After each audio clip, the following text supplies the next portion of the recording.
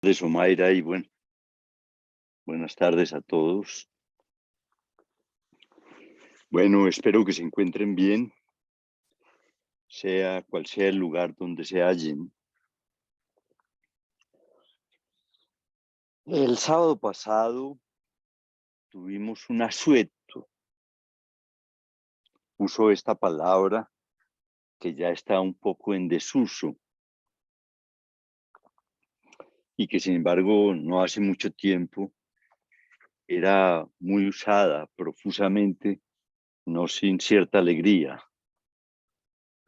en la medida en que significaba, pues, o significa una suspensión en la vida regular y un cierto descanso. Tuvimos pues un asueto, es decir, un día de no trabajo en esta actividad, y espero que este hecho no les haya producido como efecto el perder el hilo, puesto que ya hace cerca de 20 días que no nos veíamos, perder el hilo de lo que estábamos trabajando. Es decir, como quedó consignado en YouTube, pienso que el tema que trabajamos la última vez se puede definir como algunas de las funciones principales del uno solo, del S1. Señalo esto para recordarles que en nuestra última reunión, en la reunión del 16 de julio, me referí, entre otros puntos, a las relaciones que tiene el S1 solo con la verdad. Asunto que, como recordarán, tuvo como uno de los ejes de trabajo la afirmación que hace Lacan al comienzo de su texto Televisión. Creo que hay alguien, tal vez Satria, que tiene el micrófono abierto.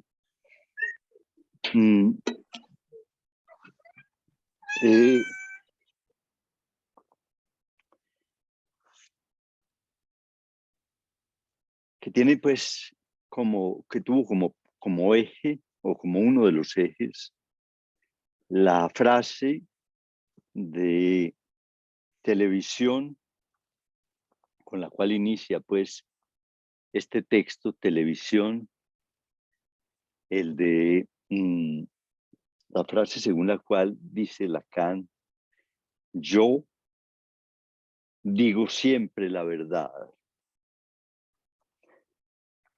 la cual, como recordarán, es complementada por Lacan, según lo señalé, con la idea de que la verdad nunca alcanza a ser dicha toda. Esta tesis de Lacan admitiría más de una consideración y quizás inclusive en este contexto volvamos acerca de esta imposibilidad de decir toda la verdad. Pero señalé particularmente en la última ocasión, siguiendo algunas ideas de Miller y de otros comentaristas de televisión, que con esta afirmación de Lacan no se trata de una afirmación solamente referida a Lacan mismo, sino que es una manera de enunciar que todo el mundo habla desde la verdad. De una u otra manera pone en juego sus relaciones con la verdad, según lo dijimos la vez pasada. Y a raíz de lo que señalé, es decir, de esto que acabo de indicar, recibí varios emails, en particular uno en el cual se me hizo, en varios de esos emails, preguntas relativas a distintos tópicos de relación con la verdad, pero uno me pareció particularmente importante porque plantea como problema las relaciones de la verdad con la creencia. Y voy a detenerme en este punto, es decir, de las relaciones de la verdad con las creencias, según la pregunta que fue formulada, lo cual naturalmente es un tema muy amplio, que tiene sin duda alguna una gran cantidad de dimensiones para ser tratado, pero voy a tratarlo siguiendo un poco la manera en que Lacan aborda el problema. La pregunta más específicamente que me formuló alguien de ustedes en un email es relativa a cuál sería la relación y aún las diferencias que hay entre la verdad y las creencias.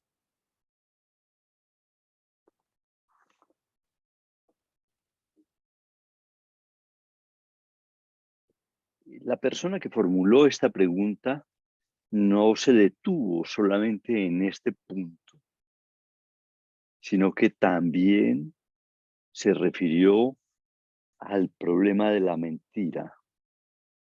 Es decir, si cuando se habla, según lo afirmado por Lacan, desde el lugar de la verdad, esto significa que hay una cierta dificultad para la mentira. Si, de acuerdo a este reconocimiento, puedo anticipar, digámoslo desde ya, que esto plantea específicamente la presencia del sujeto. Es decir, que mentir es un acto que particularmente revela ante todo la presencia del sujeto, por cuanto mentir implica una relación también con la verdad, una relación que el sujeto pone en cuestión para hacer enunciados en un sentido que podríamos llamar opuesto. Y allí habría mucho para decir, particularmente, por ejemplo, la diferencia que habría o que hay entre la mentira y lo falso.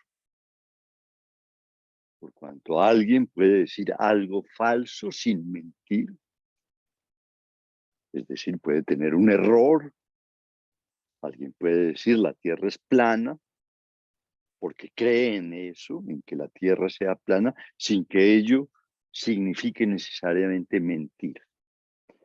Hacemos pues una distinción entre lo falso y la mentira, distinción que no voy a abordar, pero que aludo a partir del señalamiento que alguien planteaba en este sentido. Pero voy a detenerme especialmente en el punto central de la pregunta, es decir, en el problema de la relación entre la verdad y las creencias. Espero que con lo que ya he señalado hoy quede definido un marco preciso para considerar una problemática compleja. Y en ese sentido, quiero subrayar o destacar 4 términos que están en juego en esa problemática, como son los siguientes. Uno, el S1. El S1 solo. El uno solo. Dos, la verdad. La verdad como concepto y como problema de reflexión en muchos ámbitos de la vida. Tercero, la relación con las creencias. Y cuarto, las condiciones para la producción de una mentira. Tenemos pues 4 términos que configuran una problemática amplia y compleja que voy a tratar de abordar pues. Quienes conozcan mejor los desarrollos de Lacan, de lo que se conoce como el muy último periodo de su enseñanza, sabrán que esta problemática constituye una de las preocupaciones centrales de Lacan en su último periodo de investigación,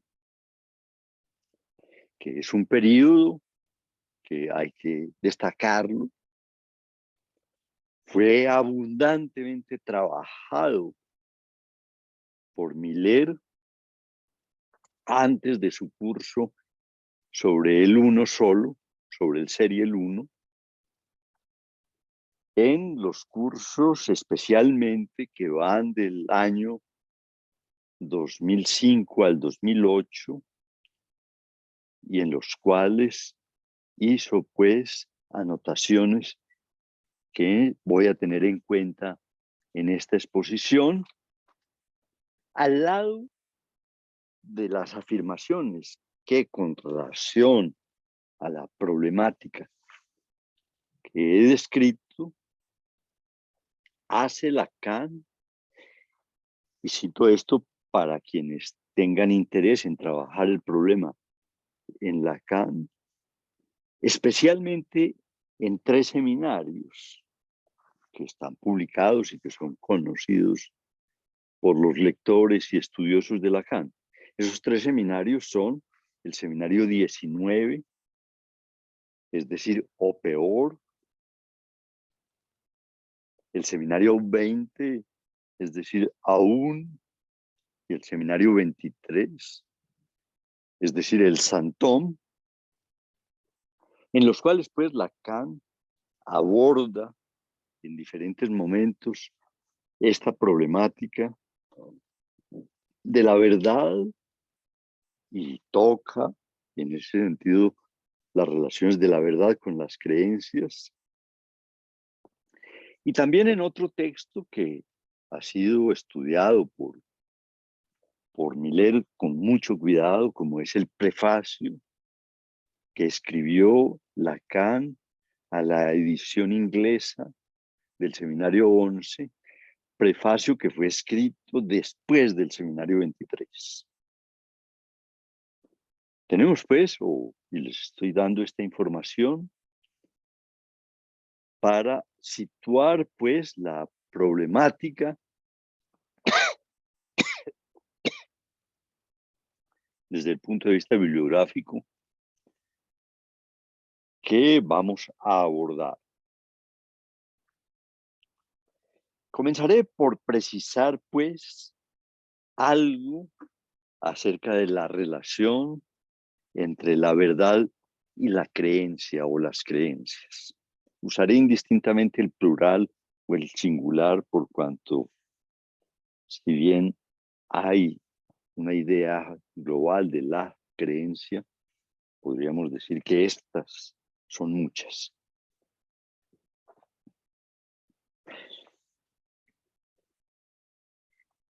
Lo primero que quiero destacar es que evidentemente la relación entre la verdad y las creencias es una relación que afecta profundamente la vida humana, tanto en el plano individual como en el plano colectivo. hasta pensar, por ejemplo, en que cada uno de nosotros se orienta en la vida a partir de creer en algo, con lo cual configura una creencia. Así, por ejemplo, en política, uno se orienta porque cree en, por ejemplo, las afirmaciones de un teórico de la vida política, o porque creen en un programa de un dirigente, por ejemplo, o porque descree justamente en lo mismo. Es decir, que la creencia, creer en un discurso o en un conjunto de afirmaciones, constituye una manera de orientarse, y que esto sucede en prácticamente los planos fundamentales de la vida, como es, por ejemplo, en lo que acabo de mencionar, la política, la religión, la relación con la ciencia, la determinación de nuestro lugar en el mundo, es decir, por ejemplo, la elección de una profesión que está determinado por unas creencias. Y así, igualmente, con relación a hechos ya secundarios de la vida, uno, por ejemplo, puede estar en un edificio y estar tranquilo en él porque cree que está bien construido. Es decir, que las creencias, como creo que ya lo hemos señalado en algunas oportunidades, constituyen una base de relación fundamental con la vida.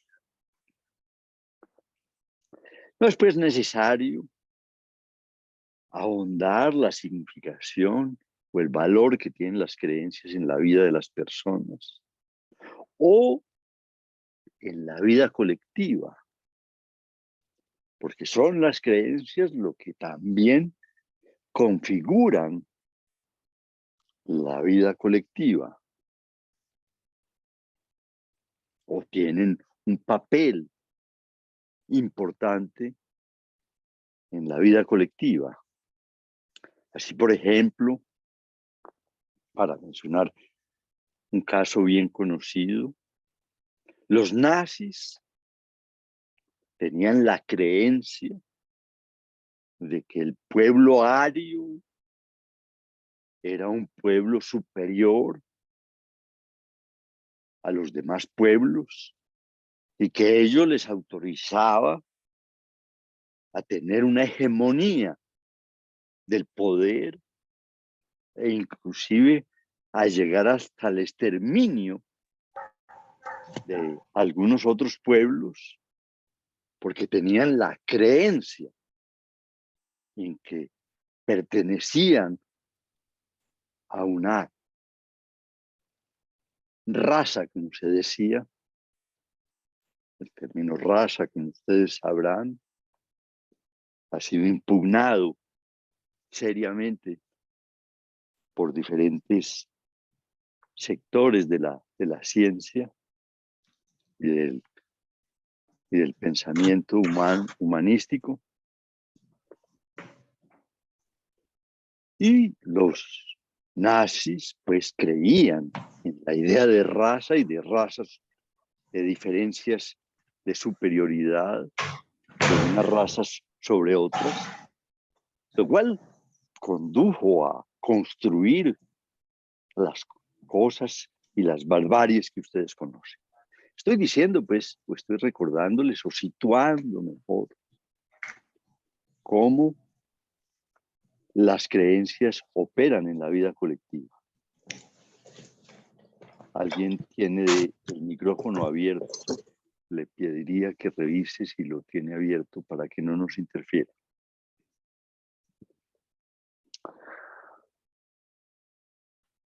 La pregunta, pues, plantea la cuestión de la relación entre la creencia o las creencias y la verdad. Es decir, que vamos a intentar precisar si se trata de lo mismo o como intuimos y quizás sabemos, existe una diferencia entre verdad y creencia. Hay que decir que este punto, y voy a instalarme especialmente en Lacan para referirme a ello, aun cuando es un tema que ha sido tratado desde muchos ángulos. Hay que decir que Lacan, especialmente en su última enseñanza, se detuvo, repito, muy cuidadosamente a estudiar el problema de la verdad y llegó a una conclusión un poco sorprendente, si se quiere, que les quiero recordar porque muchos de ustedes la conocen, y que es una conclusión que nos permite comenzar a situar la diferencia entre la verdad y la creencia. Esa conclusión es la de que la verdad es ante todo un lugar. Es decir, que hay algo específicamente en el discurso humano que podemos definir como el lugar de la verdad. Y que ese lugar es un lugar necesario, como lo dejé entrever en la última ocasión, incluso para poder hablar. Si ustedes piensan, por ejemplo, en el caso de Temple Grandin, que hemos ya mencionado aquí,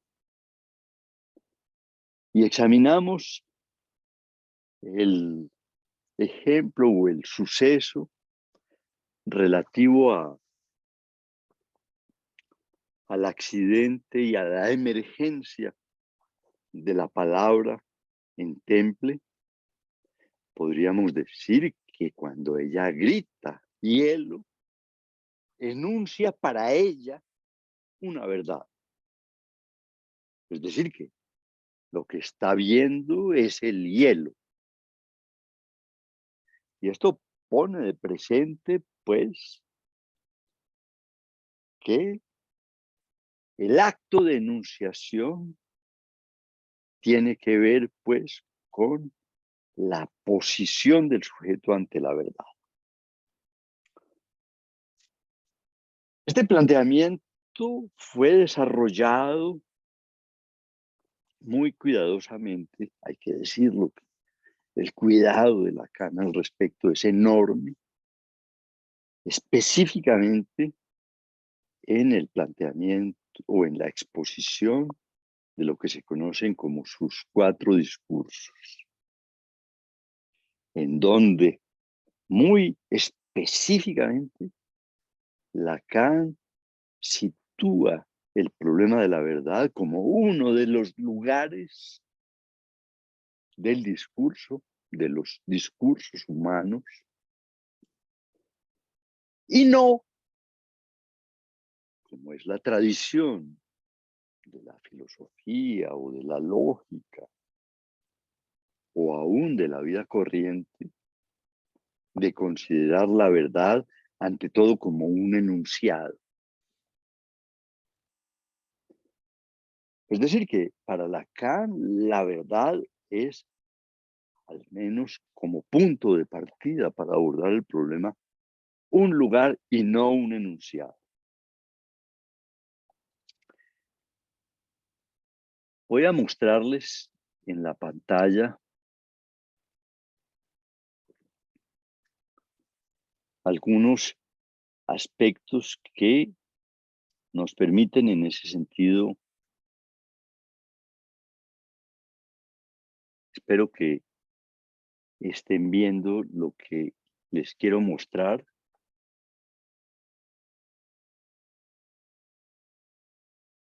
No sé si está apareciendo en la pantalla. Le rogaría que alguien me dijera. Sí, Juan. Sí, está apareciendo. ¿Qué aparece? Aparece pues lo de los 4 discursos de Lacan. ¿Es así? Sí, señor. Sí, aparecen los 4 discursos. Bueno, perfecto. Voy a referirme en detalle a esto y pueden ver allí que uno de los puntos, lo cual es bien conocido, que Lacan trabaja, son los lugares que caracterizan los discursos. Uno de ellos, en la parte izquierda de la pantalla, pueden ver el segmento que llamo los lugares de los discursos y que son 4, pues, de ellos, uno de los cuales es el lugar de la verdad. Se puede ver allí, pues, el carácter del lugar de la verdad que plantea, pues, la posibilidad de la pregunta o de abordar la pregunta acerca de la relación y de las diferencias que existen con las creencias.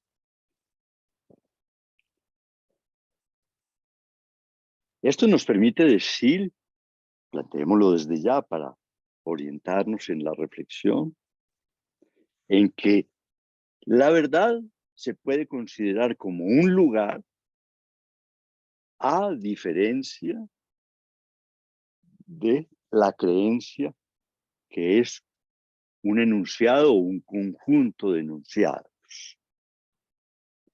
No puede decir yo creo en Dios o yo no creo en Dios.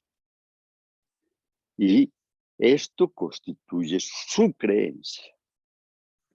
Este enunciado constituye pues el fundamento de sus creencias, a diferencia de la verdad que aparece como un lugar donde el sujeto se sitúa.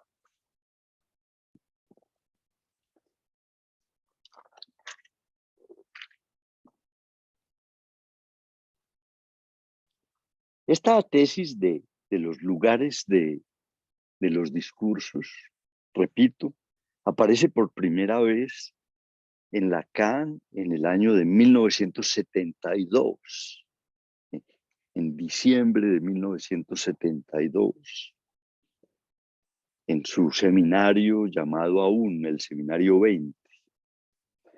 Es decir, que es una elaboración tardía de Lacan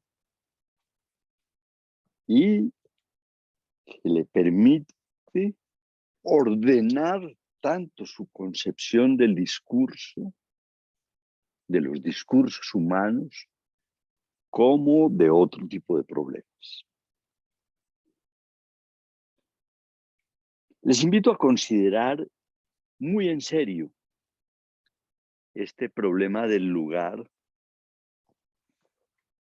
y no hacer simplemente de él un eslogan, como creo que algunos lo hacen.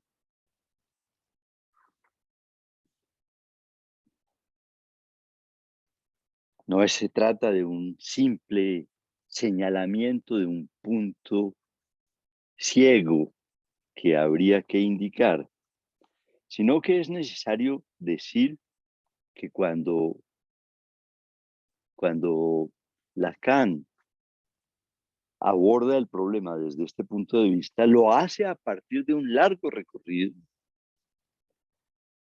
que ha tenido sobre las diferentes teorías y concepciones que se hacen alrededor de la verdad, en lo cual particularmente tiene como punto de partida la tesis de Freud, a la cual aludí en la vez pasada, y es la de que el psicoanálisis pretende establecer una verdad, la verdad del sujeto, la verdad inconsciente,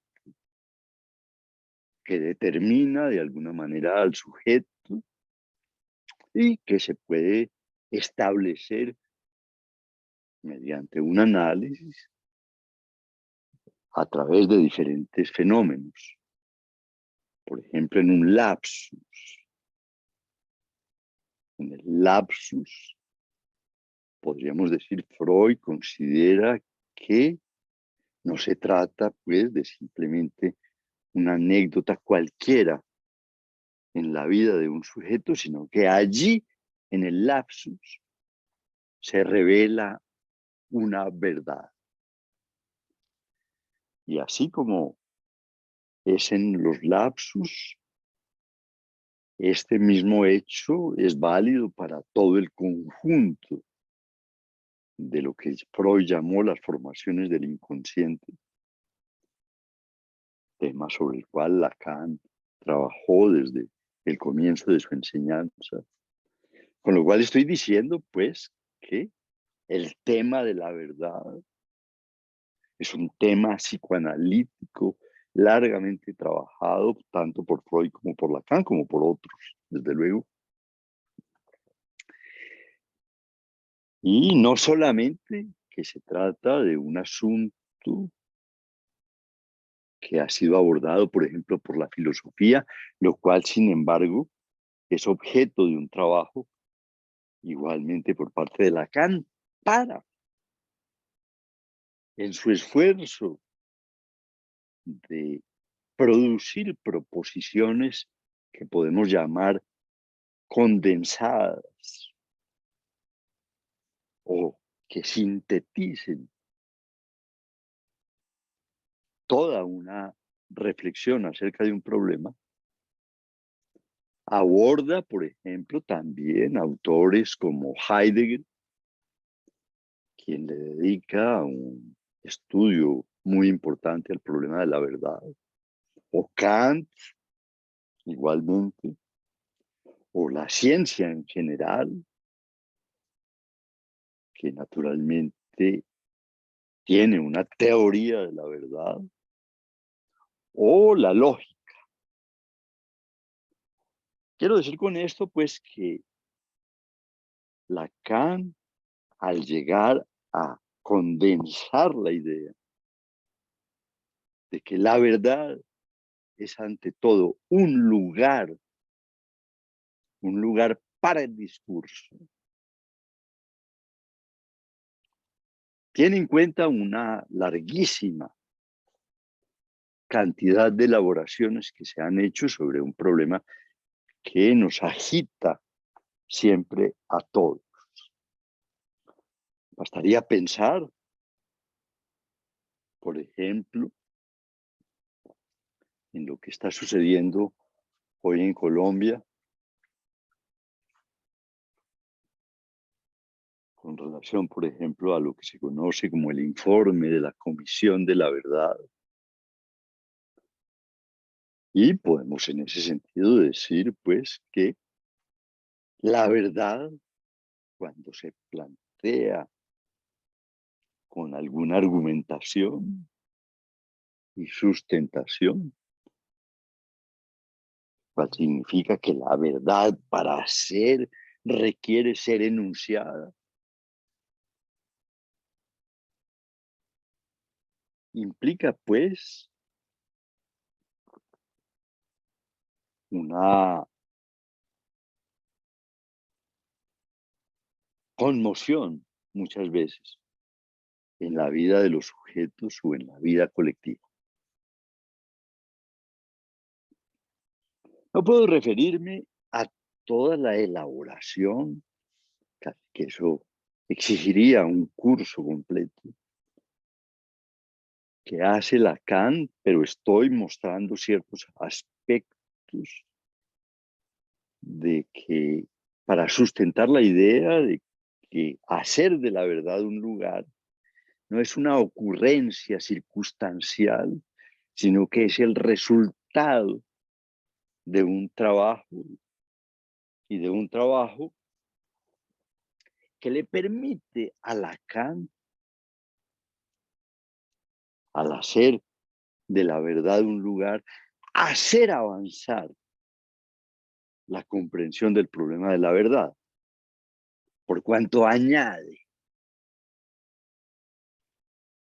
a la idea de la verdad que ésta no solamente requiere ser enunciada o que para hacerlo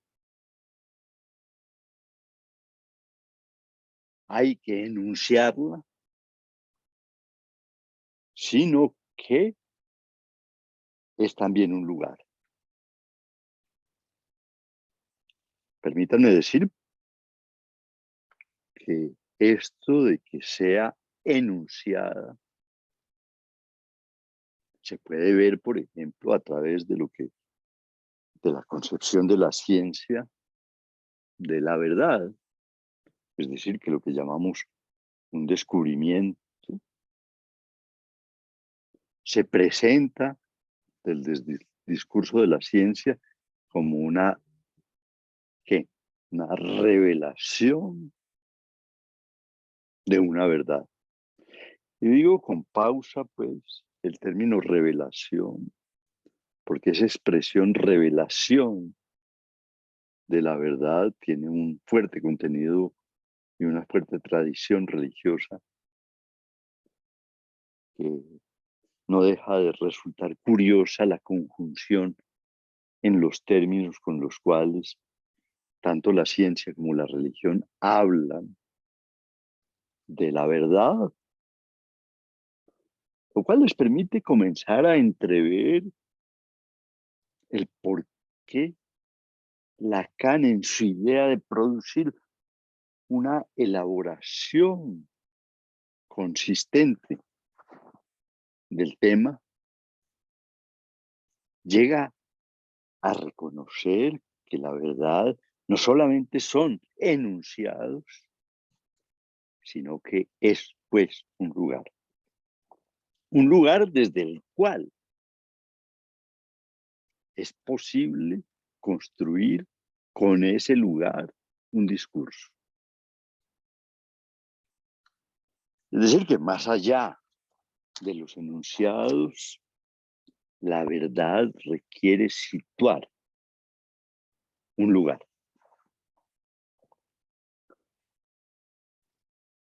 Ya con lo anterior creo que aparece, espero que sea claro en lo que he dicho, aparece pues la idea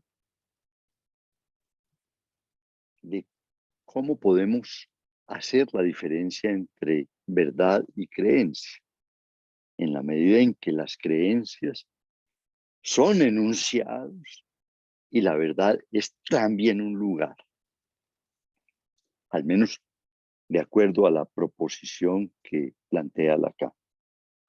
Voy a mostrarles de nuevo en la pantalla, espero que aparezca esto en la pantalla de ustedes. Les ruego que me confirmen porque en mi pantalla Sí, no aparece. aparece. Ok, gracias, Miguel. Voy a mostrarles en la pantalla algo que me parece importante. En el lado izquierdo pueden ustedes ver algo que se puede denominar con el vocabulario de Lacan como un matema. Es decir, S1 sobre barra,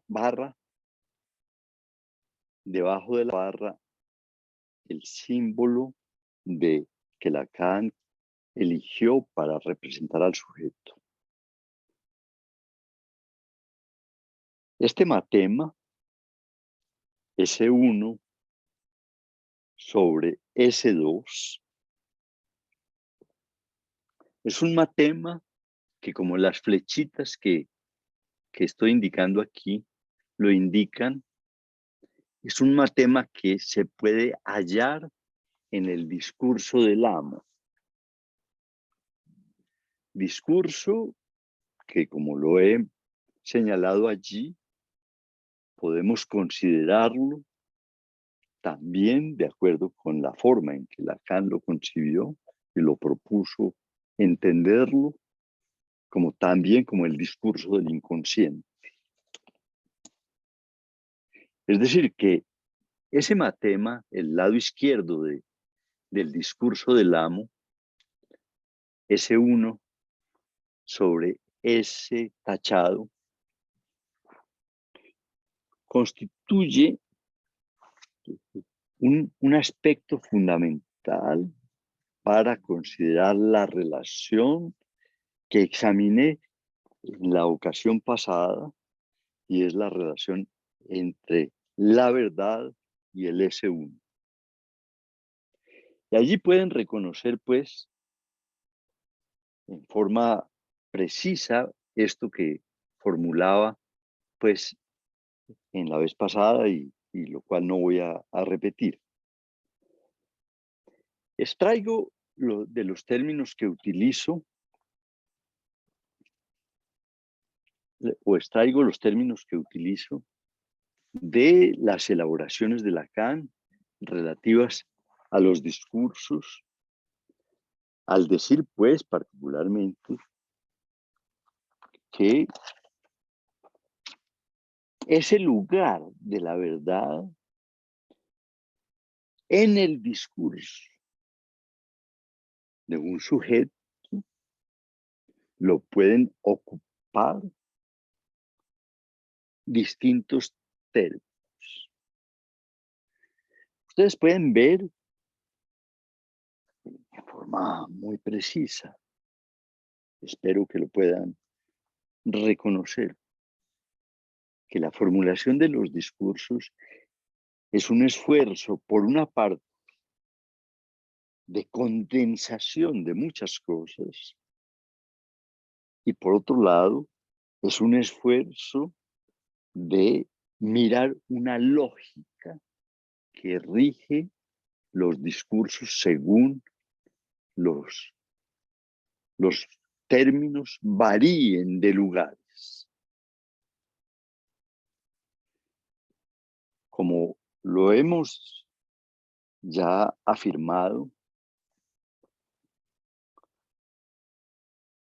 o por lo menos lo pudieron entrever en lo que acabo de decir, no solamente están estos dos términos de el S1 y el sujeto, sino que al lado de ello podemos encontrar también lo que se llama el S2 y lo que se llama, o lo que Lacan llamó el objeto A.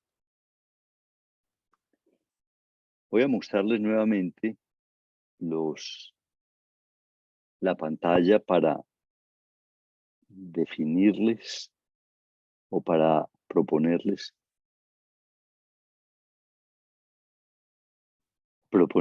pues como el significado de los términos, para quienes no lo conozcan, de los términos que Lacan consigue aislar. Tenemos al S1 como el término que ya hemos venido explorando, tenemos al S tachado como el sujeto, pero tenemos adicionalmente, según lo he tomado esto del seminario 20, el S2, que Lacan va a definirlo como el saber. Asunto, pues, que no es tampoco cualquier cosa. Y el objeto A, que lo define en el seminario 20 como el plus de gozo. Tenemos, pues, que esos términos se pueden colocar en diferentes lugares y que ello implica que se esté en uno u otro discurso, como ustedes sabrán. Ahora, lo que me interesa por ahora destacar es el matema según el cual el S1 está en el lugar de la gente y el sujeto está en el lugar de la verdad. Que, según lo propongo, constituye la forma en la cual se produce el discurso que configura una creencia. Esto quiere decir que en la creencia el sujeto se halla en el lugar de la verdad y el S1 se halla en lo que Lacan llama el lugar de la gente. Ahora, en este matema S1 barra sobre S2 es posible reconocer un punto que fue trabajado por Lacan largamente, y es el punto de cómo representar a través de ciertos símbolos, entre ellos estos, cómo representar una operación esencial de la vida humana y que configura los discursos humanos, como es la metáfora. Para decirlo, y tomen en cuenta pues el matema del lado izquierdo, para decirlo de alguna forma, una metáfora constituye la representación de un significante, por un significante, de algo que subyace al mismo. Y que Lacan lo escribe debajo del significante que aparece. Les doy un ejemplo. Cuando alguien dice, para referirse, por ejemplo, a una mujer, ella es una rosa, subyace, y este es un ejemplo que he utilizado con frecuencia y que no solamente pues yo lo he utilizado con frecuencia, sino que hay una tradición que arranca en la Edad Media para referirse a este problema. El término rosa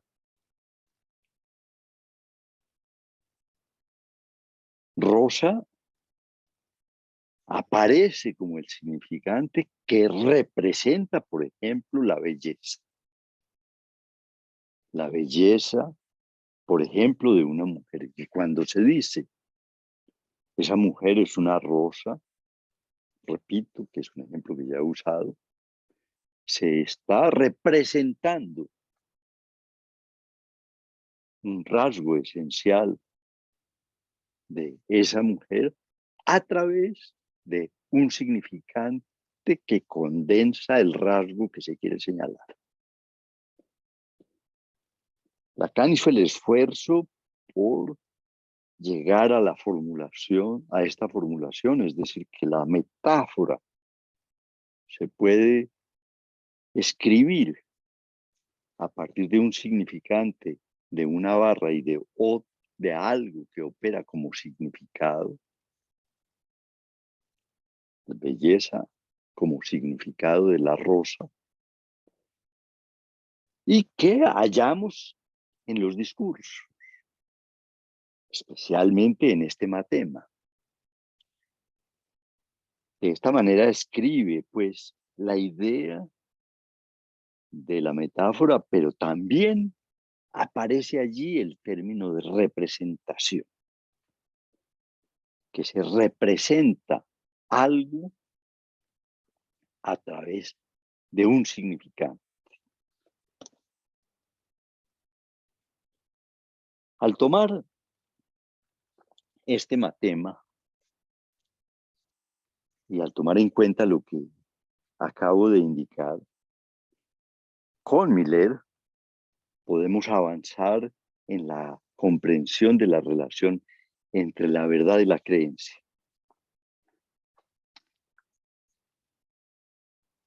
Voy a apoyarme en lo que dice Miller al respecto, especialmente en la segunda clase de un curso que ha sido traducido con ese superlativo de el ultimísimo Lacan, y que en francés más bien, como lo he dicho otras veces, se dice el muy último Lacan, en donde es posible en ese curso reconocer un punto de trabajo que Miller extrae de ese trabajo del último periodo de Lacan, y es el hecho de considerar que en todo el recorrido final de Lacan hay, y no por casualidad, una tendencia inversa a la tendencia que podemos reconocer en la cultura, en la filosofía, en la ciencia y en muchas otras partes, y es la tendencia a sacralizar la verdad. Por el contrario, en ese último periodo de Lacan, del trabajo y de la investigación de Lacan, hay una tendencia a depreciar la verdad, por lo menos la sacralización de la verdad, en la medida en que particularmente esa sacralización de la verdad no solamente se constituye en el atributo superior de ciertos enunciados y de ciertas formas de enunciación, sino que, podríamos decir, llega a tener también el carácter de ser incontrovertible si alguien o algo se sitúa en el orden de una creencia. Así, quien cree en la ciencia, por ejemplo, cree en la ciencia. No podría controvertir enunciados fundamentales de la ciencia, sino que debe adoptarlos como parte de sus creencias. Creer en la redondez de la Tierra, si es que se cree en el discurso de la ciencia, etcétera, etcétera, etcétera. Hemos vivido en el último periodo de la pandemia, en todo el periodo de la pandemia, como por ejemplo alrededor del tema de las creencias se divide en cierto sentido la humanidad en si la ciencia tiene la verdad o no con relación a las vacunas. Es un tema espinoso y fundamental, pero que ustedes pueden considerarlo. Pues bien, para Lacan, en el último periodo, a diferencia de lo que sucede, por ejemplo, en la ciencia, en la religión, en la política o en muchas otras partes, hay más bien la tendencia a una depreciación de la verdad. La verdad es algo que para Lacan debería ser tratado de una manera en la cual su sacralización desapareciera. Y es por eso que habla no solamente de la verdad como un lugar, sino que habla de la verdad, de ciertas características de la verdad, y es el de ser ella misma incluso mentirosa. Con esto recojo pues un aspecto de la pregunta que me fue hecha. Para Lacan, y no voy infortunadamente a desarrollar ahora esta problemática, hay algo mentiroso en relación con la verdad, particularmente por cuanto la verdad supone, especialmente, lo cual se puede reconocer especialmente en el discurso de la ciencia, la verdad supone, de alguna manera, el acceso a lo real. Y podríamos decir que en ese sentido, la verdad se le confunde, especialmente en ciertos discursos, con lo real. Esa confusión es lo que hace que Lacan se plantee la idea de que hay que depreciar la verdad, asunto que aparece en su vocabulario de muy diversas maneras, no solamente para hablar, por ejemplo, de la verdad como un lugar, o no solamente para hablar de la verdad mentirosa, sino de otros hechos. Por ejemplo, hay un término que podríamos estudiar en algún otro momento y que es un término muy interesante, producido por Lacan, y es el afirmar que la verdad es una variedad, dice. Una variedad, con lo cual crea un neologismo que sintetiza los términos de verdad y de variedad. Con lo cual dice pues que la verdad no es una, sino que hay variedades en la verdad, aún en las relaciones de un sujeto con la misma. Y el término variedad, para sustituir inclusive el concepto de verdad, es muy interesante por cuanto de alguna manera no solamente desacraliza la verdad, sino pone de relieve algo que podría conducirnos a complejos problemas, y es la diversidad de relaciones que los sujetos sostienen con la verdad. Esto le permitió especialmente afirmar o utilizar una expresión a Millet, y es la de que la verdad es ante todo un semblante de lo real, un semblante que como tal viene a resolver una imposibilidad, y es la imposibilidad de acceder a lo real, pero en la medida en que presentimos la fuerza de lo real, es necesario crear alguna forma de representarse eso de lo real. Digo que en este sentido hay pues una relación entre la verdad y lo real que para Lacan se plantea como un semblante de lo real. Si se quiere, hay una semblantización, como dice Millet, de lo real a través de la verdad. Y es quizás la forma más fuerte que podríamos reconocer en Lacan de la depreciación de la verdad, al definirla esencialmente como un semblante de lo real.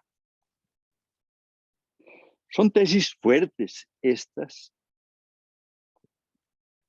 que le permiten a Millet reconocer una afirmación o examinar una afirmación de Lacan,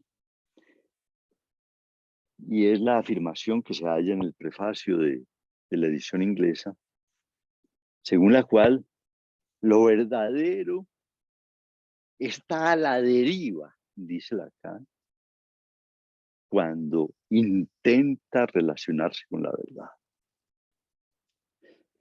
Es bastante fuerte eso, la deriva que implica la verdad con relación a lo real, por cuanto podríamos decir, y entonces, ¿cómo detener esa deriva, cómo detener esa forma de estar en relación con la verdad, que parece ser es un acontecimiento necesario para la existencia. ¿Cómo detener?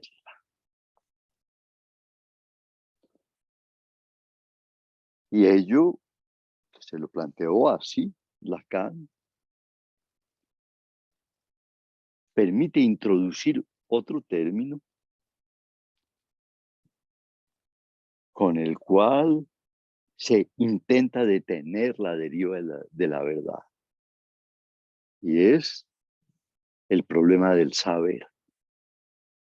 Es decir, que el saber es la forma de detener la deriva de la verdad, en la cual podríamos decir el sujeto consigue crearse la ilusión de que tiene un acceso que supone verdadero a lo real. Vuelvo al ejemplo de Temple y Grandin, que cuando dice hielo, para definir la cascada de vidrios que caen sobre ella, supone en ese sentido que al decir esto, tiene un saber sobre lo real. Y esto es válido para múltiples ejemplos, lo cual permite decir que a la verdad se llega a través del saber. No digo a lo real, sino a la verdad se llega a través del saber. Tomen el ejemplo de Temple o podríamos, no quiero confundirlos con muchos ejemplos, pero pueden ustedes invocar los que ustedes consideren con relación al problema.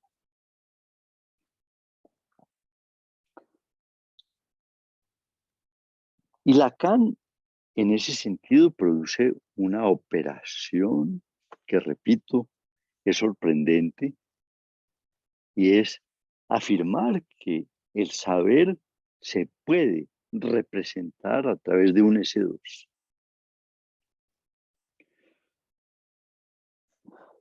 Es decir, que la relación S1, S2, como la que hace Temple, es una relación de producción de saber y no solamente es una relación que podemos reducir al aprendizaje de un vocablo. Y ello tendría, por ejemplo, muchas implicaciones para el examen del problema, por ejemplo, del autismo, en particular de Temple, pero en general del autismo y aún de los niños, como la construcción del lenguaje es ante todo una construcción de saber, lo cual pues nos permite plantear la idea o la necesidad de explorar las relaciones entre el saber y la verdad, que es aquello que está implícito en la pregunta que me fue formulada, es decir, cuál es la relación que hay entre creencia y verdad. Podríamos decir que es una relación de un S1 con un S2, que podemos decir en ese orden de ideas que hablamos pues de la creencia como una forma de saber, que de hecho para el sujeto tiene ese carácter. Ahora, permítanme subrayar una idea que he insistido con cierta frecuencia en estas exposiciones, y es la idea de diferenciar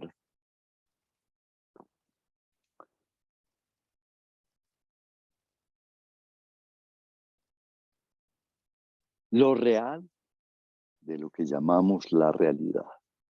Diferenciación que quisiera destacar, es muy original por parte de Lacan y que no existía por cuanto el término realidad se suponía que designaba algo de lo real. A mí me parece una contribución muy importante de Lacan hacer esa diferencia entre lo real y la realidad, por cuanto esa diferenciación, por ejemplo, fue aquello que le permitió a Lacan reconocer que la verdad era un lugar. En la medida en que, por ejemplo, podríamos decir que no solamente los distintos sujetos tienen distintas concepciones de lo que es la realidad, sino que si pensamos en los animales, todos los animales tienen una relación distinta con lo real, de acuerdo con sus características. No hay ni siquiera una relación idéntica entre los humanos con relación a lo real, aun cuando podremos decir que los humanos consiguen tener una convención de lo real, que llaman la realidad, que le permite en ese sentido suponer que se está ante las mismas cosas entre los humanos, lo cual permite alguna forma de comunicación entre ellos. Pero esa convención evidentemente no es la misma, no es idéntico esa convención a lo real. Lo real es infinitamente más complejo según el lugar, que se tenga ante lo real. Fue ello lo que obligó a Lacan a pensar en el concepto de lugar, particularmente para pensar el concepto de discurso y definir sus discursos. Estoy hablando de un tema importante como es el tema del lugar, que ustedes pueden desarrollar si lo desean a partir de un sesudo estudio que hizo Miller del problema en su curso llamado El lugar y el lazo, o el lugar y el vínculo. Es un curso en el cual examina el problema del lugar muy ampliamente, y para mencionar una de las contribuciones que Miller hace al respecto, plantea, por ejemplo, una diferencia entre el lugar y el sitio. Bueno, podríamos ahondar sobre eso, pero esto ya nos permite, de alguna manera, espero yo, entender quizás, o por lo menos disponer de algunos elementos, de por qué podemos hablar o en qué sentido hablamos del lugar de la verdad como asunto indispensable para poder hablar para Lacan de la verdad. Ahora, todo este conjunto que nos permite pues reducir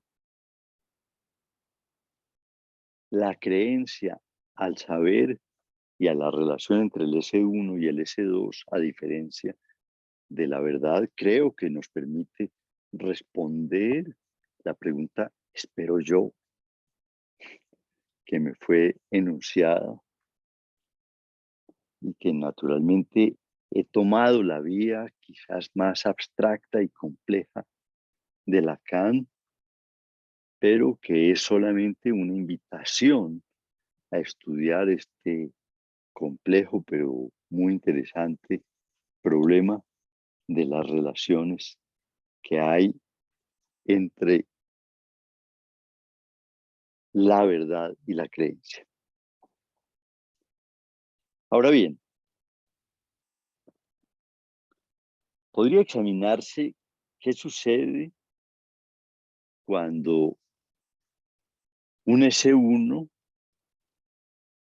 que está presente en un discurso es aislado del conjunto en el cual él aparece y que al ser aislado adquiere el carácter de un S1 solo.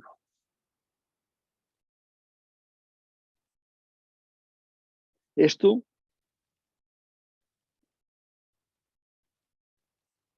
hay que decirlo, es lo que se llama como la base de la operación analítica, tal como con Lacan hemos tenido la posibilidad de reconocerla.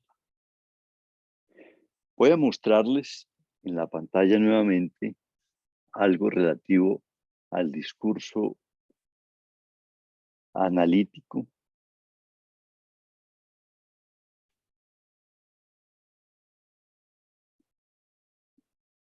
Espero que, no sé si ya apareció. Aún no. Ahí está apareciendo, ya. Ok. El discurso analítico que está en el lado derecho de la pantalla y que Lacan lo escribe de esta manera. Como se puede ver en la parte inferior del discurso analítico, hay el S1 está considerado como algo que se produce, que es producto de la operación analítica y que en esa operación se le separa del S2, que en el discurso analítico puede reconocerse que aparece en el lugar de la verdad, ese S2.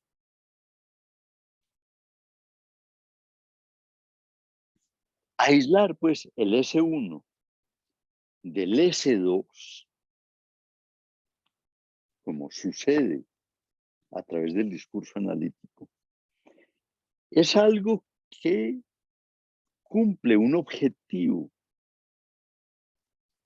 que conviene subrayar y que no siempre es tenido en cuenta, y que le permite a Lacan cumplir con un objetivo, y es el de tener la posibilidad, sin referirse al contenido de las creencias, de afectarlas.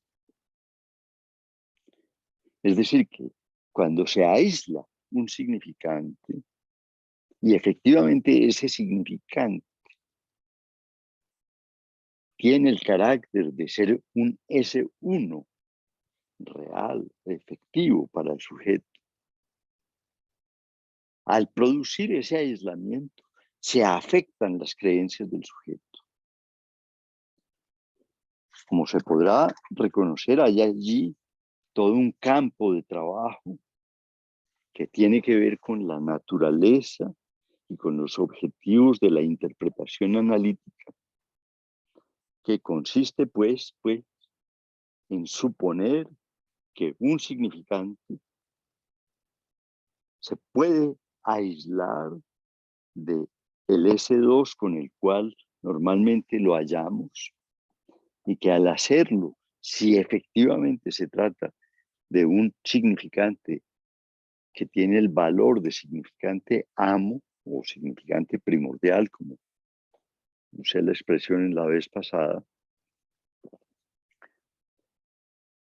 permite en ese sentido producir un efecto sobre las creencias.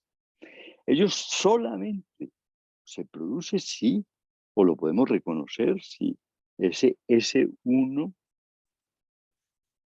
tiene una significación de goce singular para el sujeto, un goce que sería sintomático y un goce que revela una característica de la creencia, y es la de que muchas creencias, quizás todas las creencias, tienen como función sostener una posición de goce, una posición de goce del sujeto que se puede reconocer en ese valor posicional que tiene el S2 con relación a la verdad. Sé que estoy siendo un poco abstracto, pero espero que puedan ustedes seguir lo que estoy afirmando.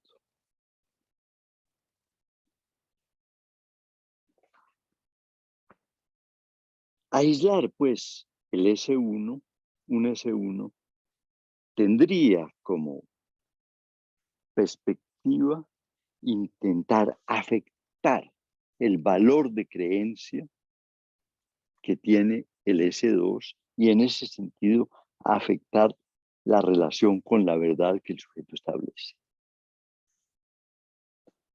Esto se puede verificar en muchísimos casos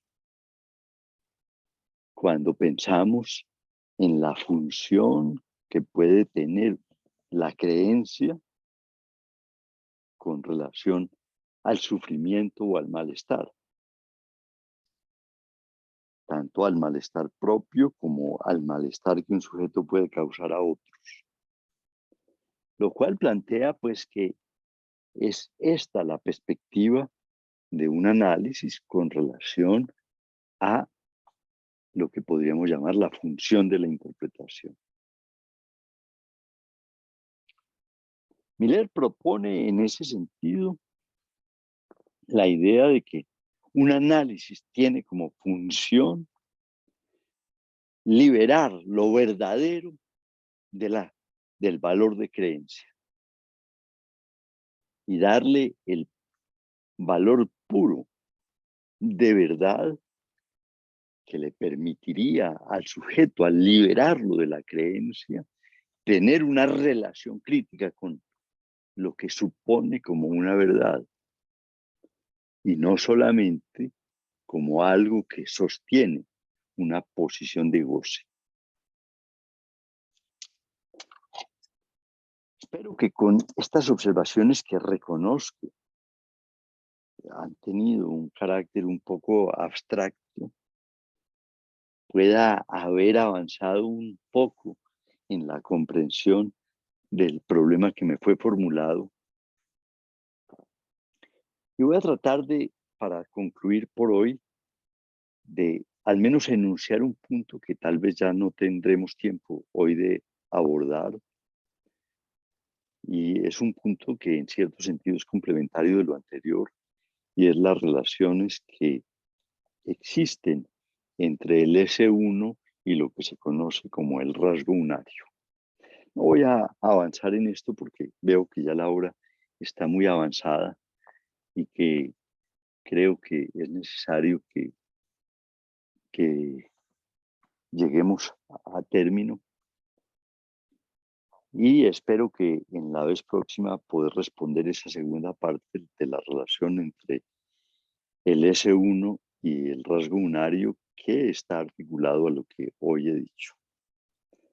Les agradezco mucho su atención y espero que tengamos la ocasión de encontrarnos pues el próximo 20 de agosto, quizás para darle un poco más de claridad a algunas de las cosas que he dicho y abordar el tema, por ejemplo, del rasgo unario que queda pues por ser considerado. Muchas gracias y hasta la próxima ocasión. Que estén muy bien. Fernando, muchas gracias. Gracias a ustedes.